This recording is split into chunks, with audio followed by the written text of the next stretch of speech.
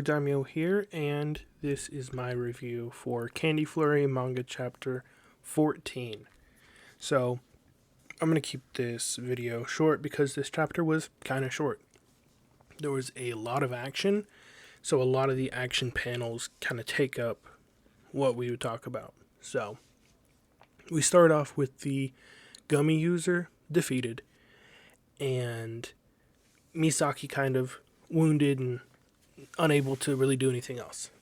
So Tsurugi's looking through the hole in the ceiling, and she tells Misaki to get everyone evacuated, get all the students out. And then she goes and runs off to help EDA fight the other two villains. So Misaki at first is like, oh, I'm useless in battle. But then he just says, got it. So this is sort of I kind of would have thought Misaki would be more upset about this, saying, oh, I'm useless in battle, I'm just useless. But I think he kind of knows he's not great, and he never really let it get to his head that he was a reset hero. So I think he's down to earth and he understands, that he isn't great in battle, and to leave it to the other two. So I don't think there's going to be anything past this. I don't think he's going to come back and say, oh, how dare you, or whatever. So I think Misaki's good. So then the rest of the chapter is just EDA fighting the gum and cookie user. So EDA looks pretty beaten up, and the gum user says, now that things are evened out, turns out a 5 Stella Entremont is just a cute girl. So there's more fighting. The cookie user summons a huge cookie to block an ice cream attack. It's super cool. I love these action panels, and I love the powers. And the powers get even cooler later on. So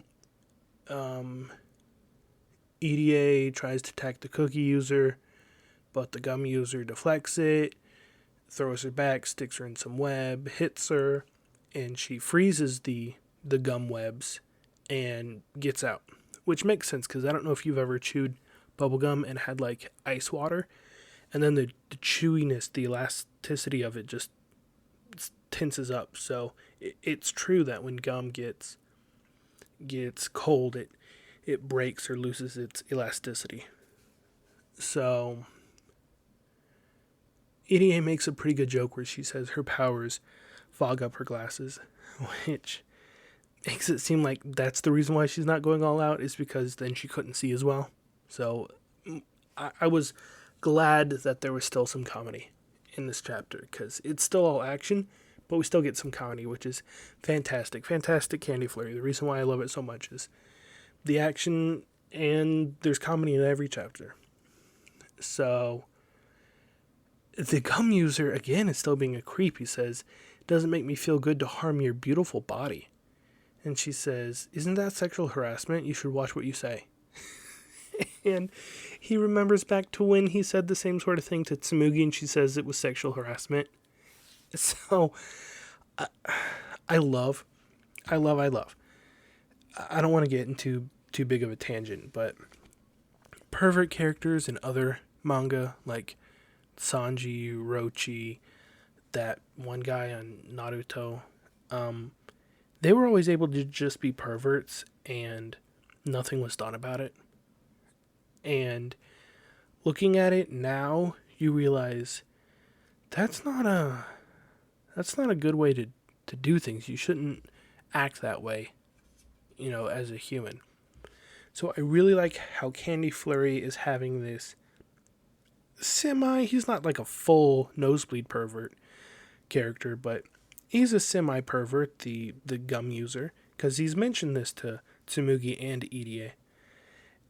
And I like how it's hitting right back to him, saying, this is sexual harassment. Like, you can't talk this way. So I like how it's not cutting any slack to the pervert user. Tell it like it is. But this really upsets him. He says, why does everyone keep saying that to me? Which, if they're saying it to you, then it's true, bro. And he's like, you just look nice. And she's like, or you have ulterior motives and obscene motives and stuff, which gets him so upset. And then EDA says, like, look up here at my face when we're talking. And he's like, no, I was. So even the cookie user's like, ouch, man, come on. And it makes the gum user be like, hey, I didn't look there. But was he? We aren't sure. I mean, either EDA's doing this to try to get under his skin to get him flustered, which, I mean, ultimately is what happens. But also, he does seem pretty pervy, so I wouldn't put it past him to be looking at her body and then to just lie and say he wasn't. So anyways, this gets him really flustered.